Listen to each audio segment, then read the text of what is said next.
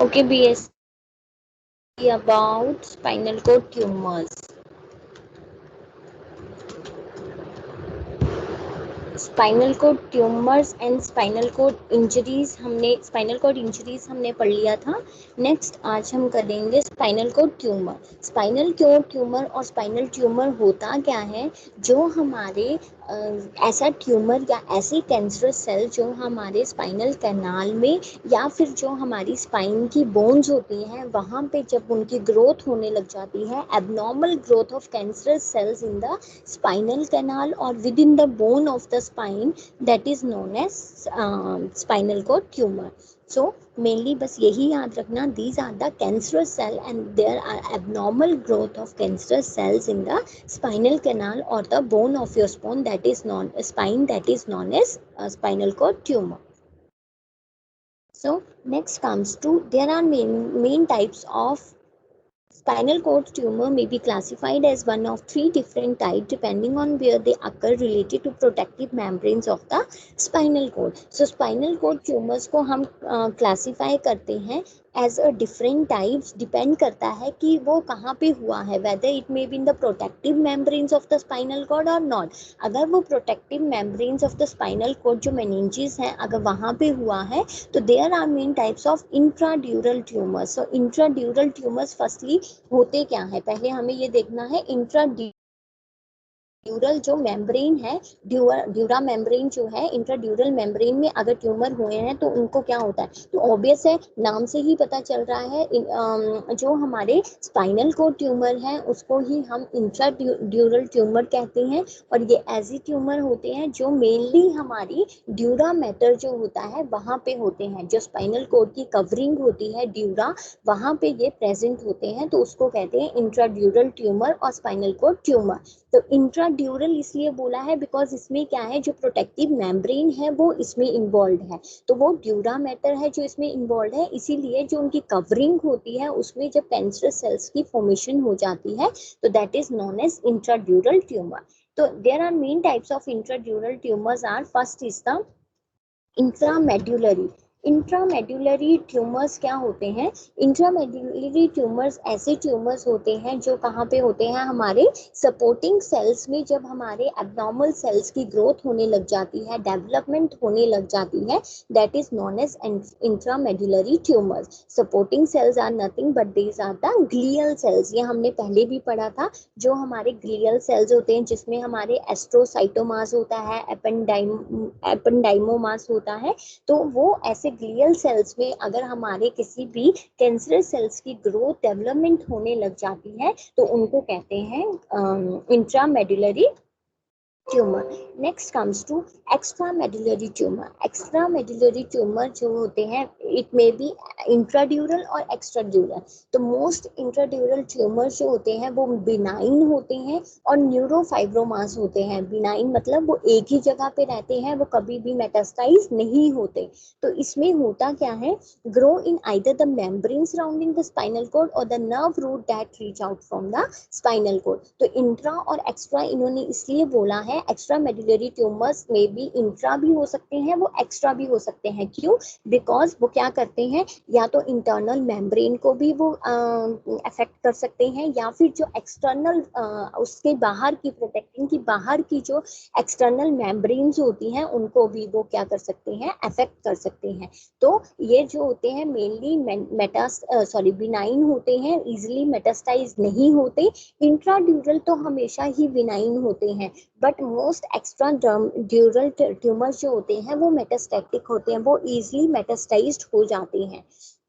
तो इसीलिए इनको ठीक करने के लिए we have to give corticosteroids to the patient जिनको ये प्रॉब्लम हो, स्पाइनल कोड कंप्रेशन हो गया हो या फिर कोई भी न्यूरोलॉजिकल डेफिसिट्स हो, तो उनको हम क्या करते हैं, कॉर्टिकोस्टेरॉइड्स देके हम उनको ठीक करते हैं। Then next comes to causes. What are the causes of this one spinal cord tumors? So the exact cause of spinal cord tumor is unknown, etiological. हमें नहीं पता कि spinal cord tumor का cause actual में क्या है। But कुछ इसके रिस्क फैक्टर्स हैं जिसकी वजह से हमें ये पता चलता है कि क्या उसके किस वजह से वो हो सकता है। सो रिस्क फैक्टर में पहला आता है न्यूरोफाइब्रोमेटोसिस 2। न्यूरोफाइब्रोमेटोसिस अगर किसी पेशेंट को हुआ है तो देयर में भी चांसेस कि पेशेंट को क्या हो सकता है, हमारा ब्रेन ट्यूमर होने के चांसेस होते हैं। इसमें भी न्यूरोफाइब्रोमेटोसिस जो होता है वो टाइप 1 टाइप 2 का हमारे पास प्रेजेंट होता है। NF2 मतलब ये एक हेरिडिटरी कंडीशन होती है जिसमें हमारे जो स्क्वेनोमास होते हैं या जो स्क्वेनो सेल्स होते हैं जिनको हम एकॉस्टिक न्यूरोमास भी बोलते हैं। हेलो,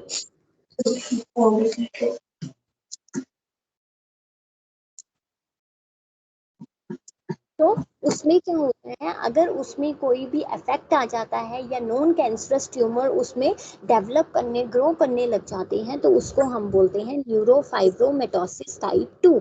मेनली इसमें क्या होता है, मेनली हमारी जो नर्व्स होती हैं जो बैलेंस और हमारी हियरिंग के लिए रिस्पॉन्सिबल होती हैं वो इसमें अफेक्टेड हो जाती हैं। तो इसीलिए न्यूरोफाइब्रोमेटोसिस 2 अगर किसी पेशेंट को, इट्स अ हेरिडिटरी कंडीशन, अगर किसी पेशेंट को हुआ है तो देयर में भी चांसेस कि पेशेंट को स्पाइनल कॉर्ड ट्यूमर हो जाए।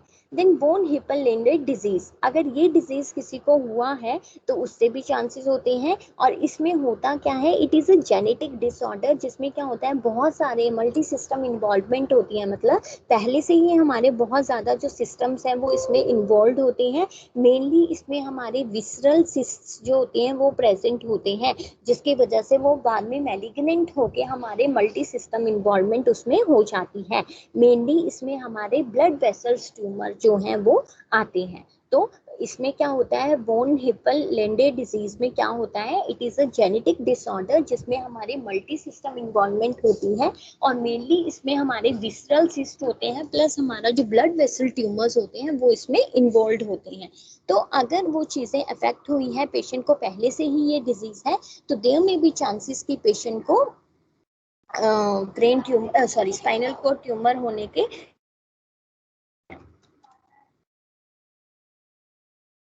Then next comes to what are the symptoms, कि हमारे सिम्टम्स क्या क्या हो सकते हैं स्पाइनल कोड ट्यूमर्स के। सिम्टम्स क्या है, पेन हो सकती है at the site of tumour due to tumour growth, tumour की ग्रोथ हो रही है उसकी वजह से पेन हो सकती है उस साइट में।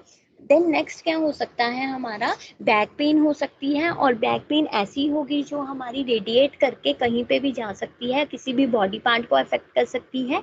Feeling less sensitive to pain heat and cold, उस एरिया में क्या हो सकता है, सेंसिटिव जो लेस सेंसिटिव हो सकता है वो एरिया, कि पेन हो रही है तो ज़्यादा पता नहीं लगेगा, हीट है वार्म है कोल्ड है उसको कुछ ज़्यादा सेंसिटिवनेस नहीं वहाँ पे रहेगी।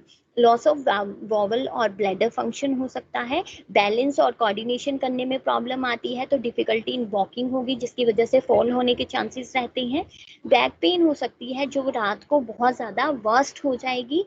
लॉस ऑफ सेंसेशन और मसल वीकनेस होने के चांसेस रहते हैं स्पेशली हमारी आर्म्स और हमारी लेग्स में।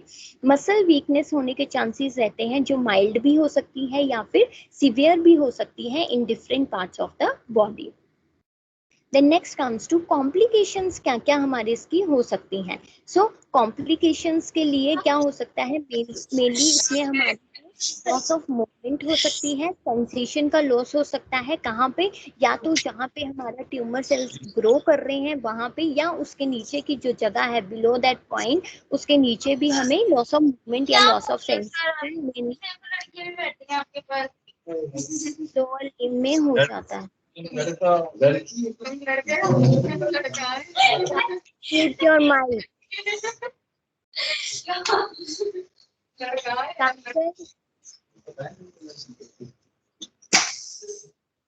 Kajal, mute your mic.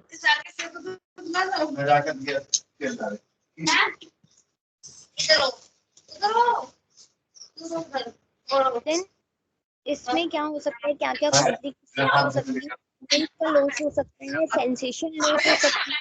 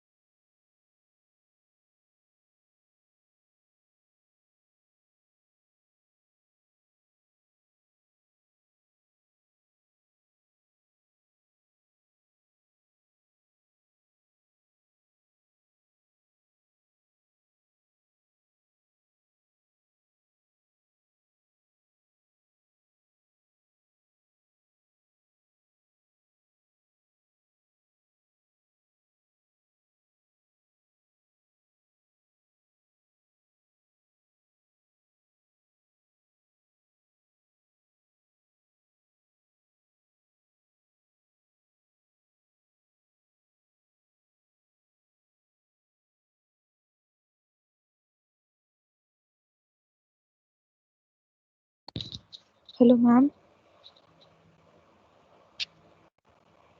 Ma'am, you are not audible.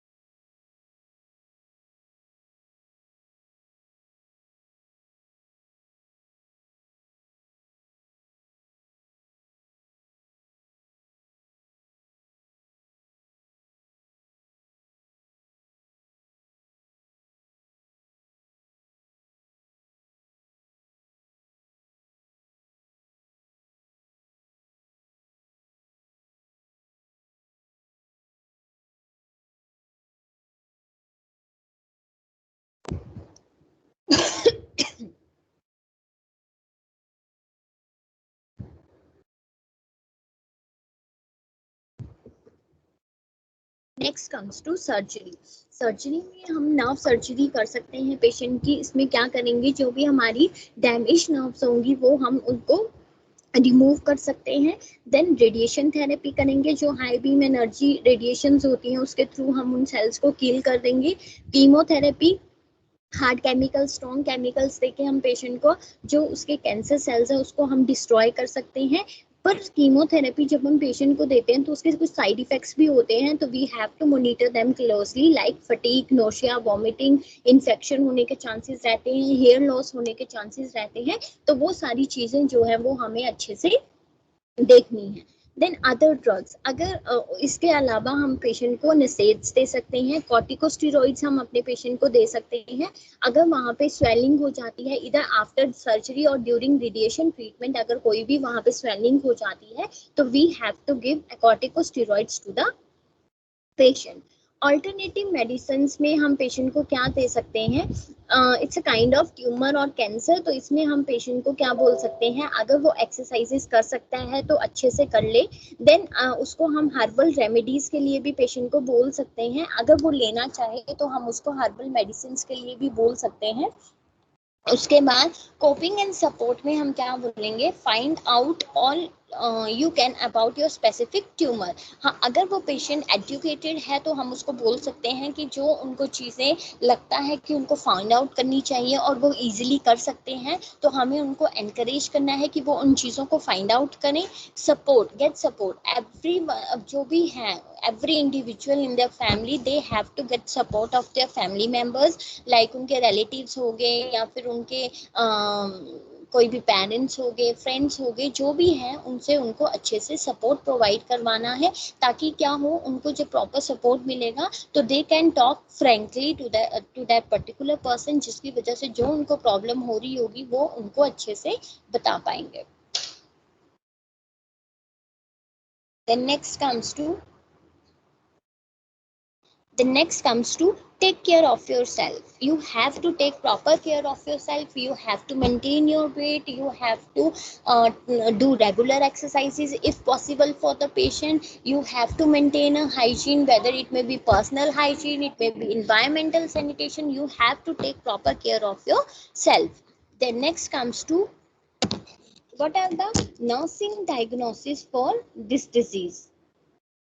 Spinal cord tumour, nursing diagnosis for spinal cord tumour. तो सबसे पहले क्या हो सकता है, एक्यूट पेन पेशेंट को हो सकती है। क्यों होगी एक्यूट पेन, बिकॉज उसकी जो इंजरी है या फिर उसके जो हम ऐसे कह सकते हैं कि जो उनकी फ्रेगमेंट्स में चेंजेस आए हैं या अफेक्ट आए हैं या उसकी जितनी भी अफेक्ट हुई हैं उसकी वजह से पेशेंट को क्या है, पेन हो सकती है, एंजाइटी हो सकती है पेशेंट को, किस वजह से, जो उसका स्पाइनल ट्यूमर का डायग्नोज हुआ है या फिर जो उसके साथ सर्जिकल प्रोसीजर होने वाले हैं उससे रिलेटेड हो सकती है। Risk for peripheral neuromuscular dysfunction, उसको रिस्क हो सकता है किसका, न्यूरोमस्कुलर डिसफंक्शन होने का, बिकॉज जब भी हमें स्पाइनल कोड ट्यूमर होते हैं तो उसमें क्या होता है, हमारे जो मस्कुलर फंक्शंस हैं कहीं ना कहीं वो भी अफेक्टेड होते हैं, तो उस वजह से क्या हो सकता है, न्यूरोमस्कुलर डिसफंक्शन होने के चांसेस रहते हैं। ड्यू टू किसकी वजह से, बिकॉज हमारी जो नर्व्स हैं वो पहले से ही डैमेज हैं या फिर वो बहुत ज्यादा कॉम्प्रेस्ड हो गई हैं, तो उस वजह से होने के चांसेस रहते हैं। रिस्क ऑफ इंजरी रहता है किसकी वजह से, हमारी सर्जरी, जो हमारे साथ सर्जरी हुई है उसकी वजह से हमें रिस्क रहता है इंजरी होने का। इम्पेयर्ड यूरिनरी एलिमिनेशन भी हो सकता है किसकी वजह से, पहले तो हमारी स्पाइनल कोड जो है वो बहुत ज्यादा कंप्रेस हो गई है उसकी वजह से, और तुम्हें पता है जब भी कोई भी स्पाइनल कोड ट्यूमर हो, इंजरी हो, कुछ भी हो, तो उसकी वजह से क्या होता है, मेन इफेक्ट जो होता है वो हमारे बॉबल और ब्लैडर एक्टिविटीज पे पड़ता है।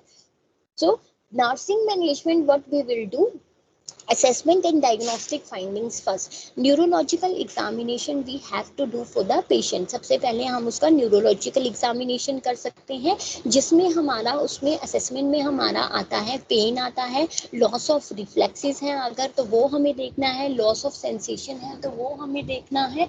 देन अगर उसमें कोई भी मोटर फंक्शन में भी उसकी स्किल्स में कोई प्रॉब्लम आ रही है या फिर पैरालिसिस के हमें कोई चांसेस लग रहे हैं तो we have to assess that.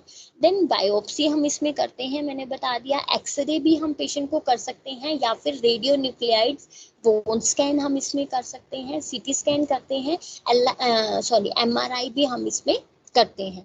Then next comes to nursing interventions, you can say, और नर्सिंग मैनेजमेंट की हम इसमें पेशेंट को क्या करेंगे। मेनली पहले एक बात ये कि मेनली जो भी हमारी सर्जिकल मैनेजमेंट होती है स्पाइनल कोड ट्यूमर्स की, वो मेनली दो सर्जिकल अप्रोचेस होती हैं। First is the anterior decompression and second one is the posterior lateral. Anterior decompression में क्या होता है, इसमें मेनली जो स्पाइनल ट्यूमर्स होते हैं वो एंटीरियर फ्रंट पार्ट में होते हैं तो हम ये एंटीरियर डीकम्प्रेशन करते हैं। और पोस्टीरियर लेटरल मतलब excision of the thoracic tumours, मतलब पोस्टीरियर लेटरल मतलब या तो बैक साइड में होंगे या फिर लेटरल साइड लाइन में होंगे, तो उन चीजों को हमें ट्रीट करने के लिए हमें कौन सी अप्रोच यूज करनी पड़ती है, posterior lateral. So we have two approaches for the surgical procedures, anterior lateral, anterior में front part and posterior lateral में we have to exercise the thoracic tumour. Okay, then next comes to हम intervention patient के लिए क्या कर सकते हैं।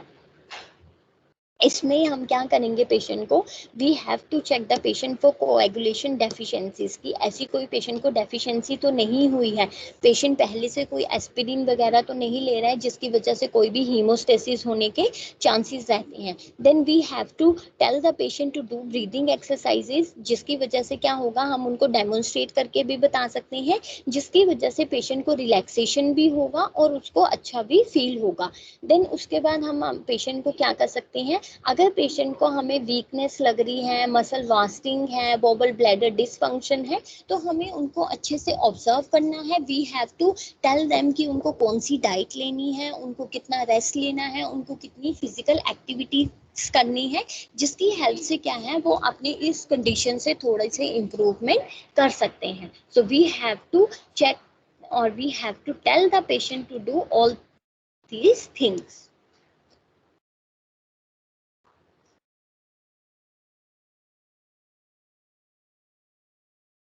Then हम पेशेंट को फिजिकल एक्टिविटी और मोबिलिटी के लिए बोल सकते हैं, अगर पेशेंट कर सकता है।